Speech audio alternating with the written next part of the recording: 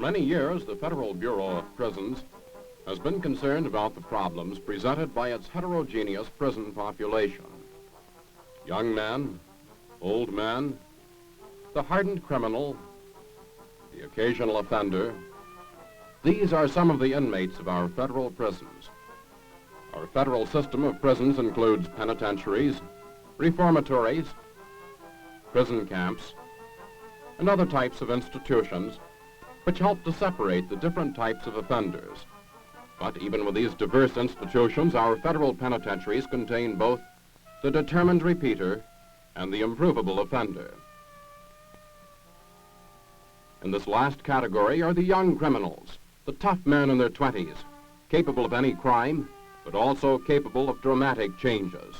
Therefore, to separate these young adult offenders from the older long-timers in the population of our penitentiaries, the Bureau begins to plan a new type of penitentiary for our federal prison system. First, the area must be chosen, and the population center of the United States near the junction of Missouri, Illinois, Tennessee, and Kentucky is selected. The exact location for this special penitentiary is based on a complete list of criteria, which include site size, terrain characteristics, availability of utilities, transportation facilities, and community factors. Replies from 114 communities responding to the formal press release of the Department of Justice initiate 50 location studies by two-man teams, an architect and a prison administrator. After a 2-year search, a location is selected which meets all of the exacting requirements. Crab Orchard Wildlife Refuge near Miriam, Illinois. This land already belongs to the government. Only an interagency transfer is necessary. No federal penitentiary has ever been designed specifically for maximum security. And the most recent construction of a federal penitentiary was at Terre Haute, Indiana in 1939. Architectural firms within a 150-mile radius of Miriam, Illinois, are invited to present a portfolio of their previous projects. These are reviewed to find a company with an outstanding record. The St. Louis firm of Helmuth, Obata, and Kassebaum is eventually selected because of its worldwide experience with creative architecture. HOK is then instructed by Bureau Director James Bennett to develop a fresh approach to prison design. We want you to understand, first of all, that this institution is to be an entirely different type of institution from the traditional massive cell block type of institution that has characterized the American prison system for years, and in my judgment has handicapped the individualized treatment of the offender. We want to The Bureau of Prisons then develops an architectural program with HOK. The program outlines the spatial requirements and stresses the need for an aesthetically pleasing environment that will aid the entire correctional process. Using this detailed program, hundreds of sketches are drawn. A wagon wheel arrangement receives a good response, but this evolves into a more feasible plan which can easily be expanded. Gone are the massive tiered cell blocks. In their place, 2-story buildings served by raised corridors, a split-level design. Eliminated are the long corridors reminiscent of the old-style prison architecture.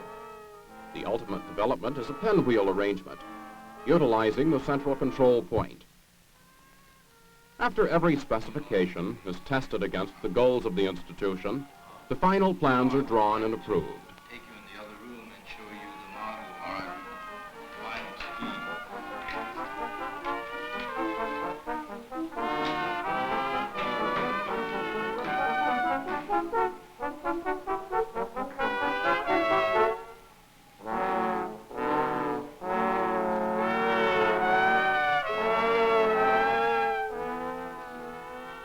Fire station garage, warehouse, administration, and power plant buildings are located outside the security fence, away from all inmate activities. Each area has a distinct function and is accessible to the adjacent related spaces. After the lowest bid has been accepted, ground is broken and construction begins.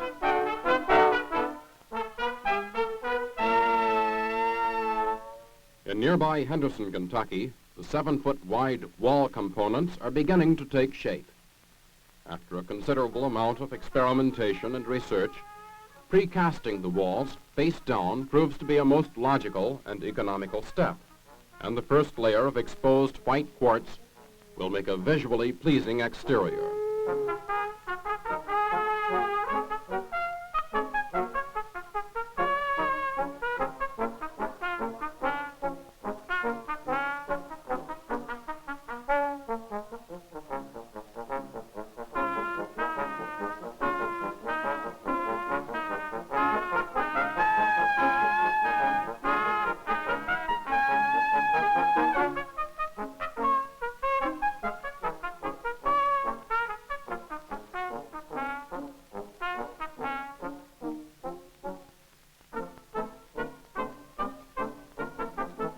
With tension from the pre-stressed cables, the panels themselves become strong structural members capable of supporting the roof.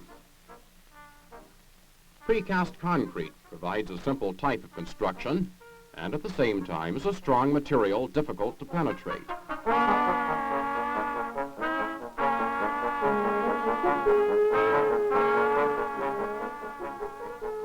Together with 1 1/2 inches of plastic foam insulation, the precast wall section forms both the inside and outside wall in one sandwiched piece. This will create a comfortable inside temperature, a factor in maintaining inmate morale.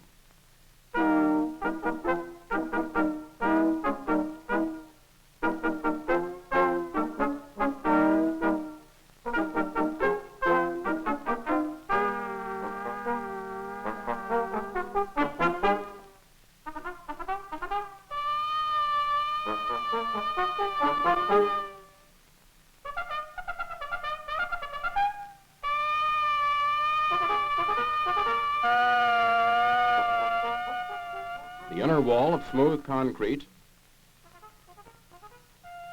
has a hard, durable finish after curing overnight.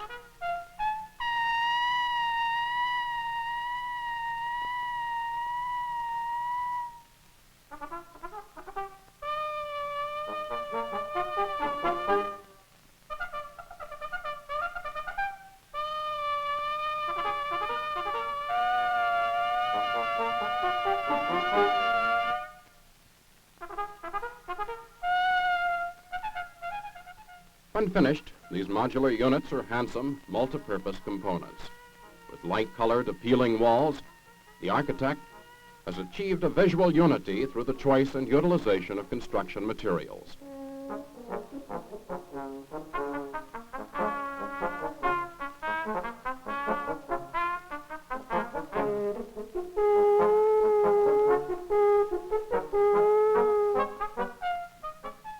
In Miriam, the haunch is prepared and the tongue is finished.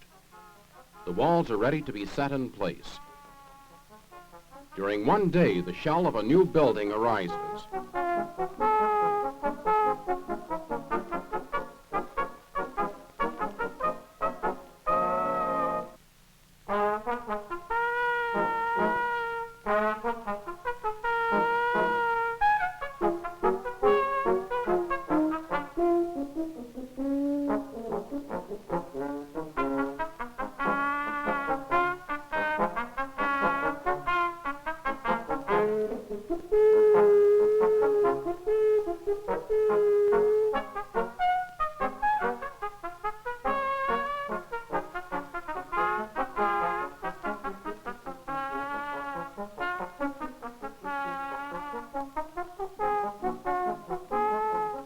Connecting each of the buildings are the wide raised corridors emanating from the central control point. The area under the corridors is for utility supply and access. Utility spaces are also designed at the rear of inside cells.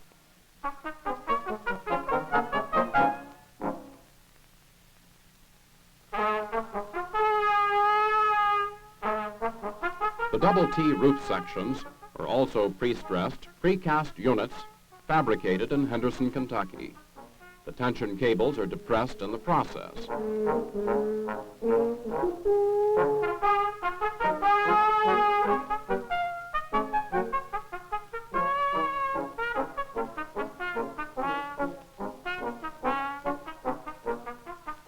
apparatus achieves the desired structural camber upon completion.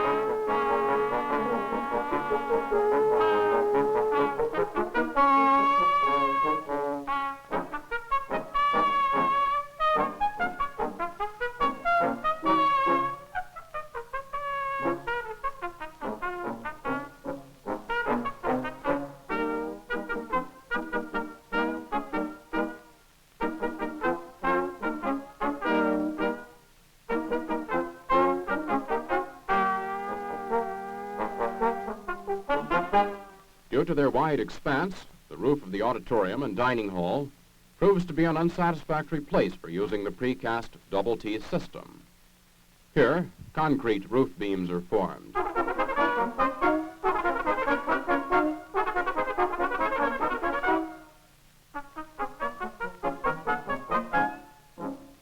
After being poured in place, the rods and the beams are tensioned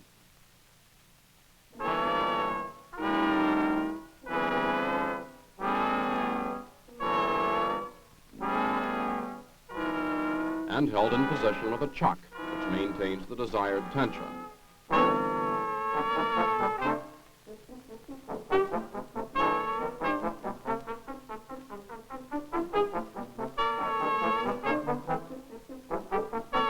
The surrounding space is then pressure filled.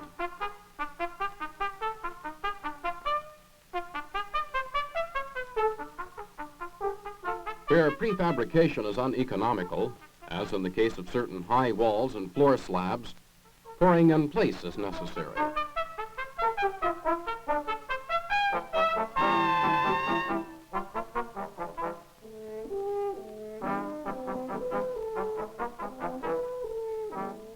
Maximum security areas, such as the maximum detention cells, are constructed with smooth, hardest steel concrete walls with heavy steel fixtures. Whereas some of the less secure areas, such as the vocational shops, are economically partitioned with standard concrete block construction. During every phase, inspectors from the Bureau check each inch of construction for the slightest flaw. This continuing quality control detects any imperfection prior to completion. A new type of window is designed which is not reminiscent of steel bars. The security frame is welded to plates embedded in the precast panel. An appealing louvered window hides the steel cross members.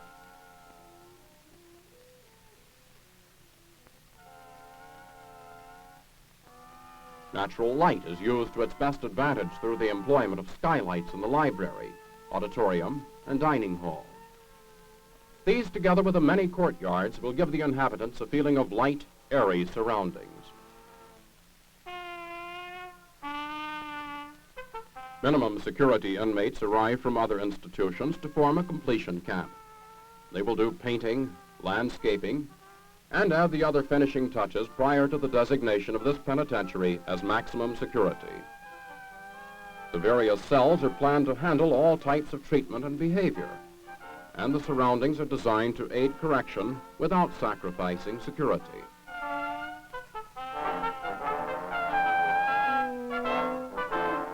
Cell interiors are designed with the human qualities in mind and are equipped with special facilities which are both pleasing and functional.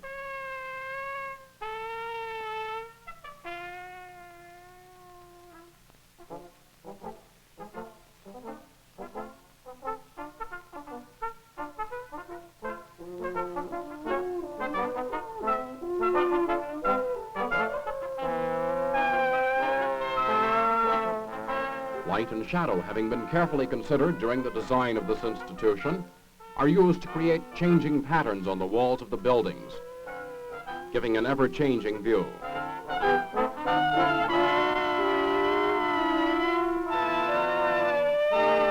The round chapel is designed with a rotating altar so that Protestant or Roman Catholic services can be held at any time.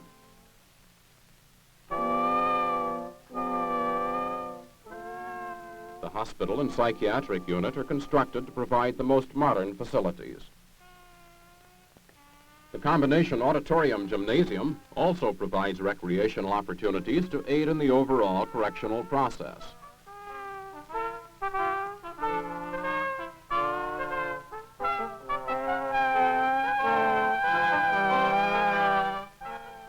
So does the complete library, which contains books on a wide range of subjects. The environmental planning of all facilities is designed to provide the right atmosphere to make these young men receptive to the correctional process. Switches, wire, cables, conduit, tubes, lenses, all combine to create an elaborate network of communication and control facilities. These new systems are tested, checked, and approved.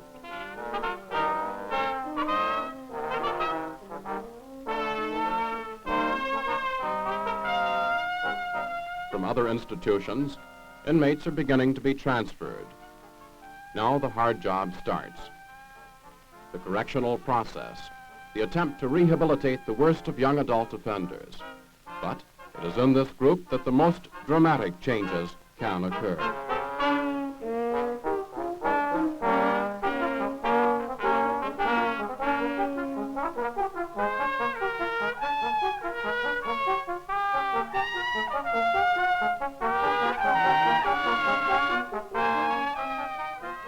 And here at the new federal penitentiary at Miriam, Illinois, the buildings are ready. A fresh environment has been designed and created. Time will prove its effectiveness.